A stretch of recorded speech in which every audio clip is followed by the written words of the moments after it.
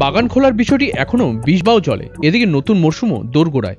শুধু আগাছায় ছেয়ে যাওয়াই নয়, শীতকালীন পরিচর্যা বলতে যা বোঝায় সেসবের কিছুই এবার হয়নি।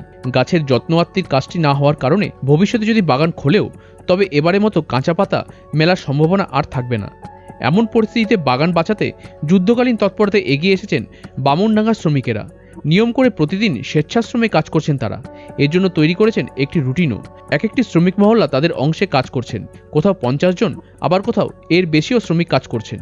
চা গাছ ছাঁটাই বা প্রুনিং থেকে শুরু করে নিকাশি নালার সংস্কার সবকিছুই করছেন বিনা মজুরিতে। সেখানকার হাতি লাইন, বিচ লাইন, ডায়না লাইনের মতো শ্রমিক মহল্লাগুলিতে গেলে শ্রমিকদের কাজ করার দৃশ্য দেখলে মনে হতে পারে বাগান বোধহয় খুলে গিয়েছে। প্রতিদিন 3 ঘন্টা ধরে শ্রমিকেরা কাজ করে তবেই বাড়ি যাচ্ছেন। শ্রমিকরা জানাচ্ছেন, মার্চের গোড়া থেকে শুরু হয়ে যাবে চায়ের নতুন মরশুম। এখনই যদি শীতের পরিচর্যার কাজটি না করা হয়, তবে তো কাঁচা পাতাই মিলবে না। এমন পরিস্থিতি দেখলে যদি নতুন মালিক আসেও, তবে প্রথমেই বেঁকে বসতে পারে। তা হতে দিতে চান না তারা। বাগান বাঁচলে তবেই শ্রমিক এবং তাদের পরিবার বাঁচবে। গত 3রা অক্টোবর রাতে বামুনডাঙ্গায় লকআউটের নোটিশ জারি করে সেখানকার পরিচালকেরা বেপাত্তা হয়ে যায়। বিপাকে পড়েন 1174 জন শ্রমিক।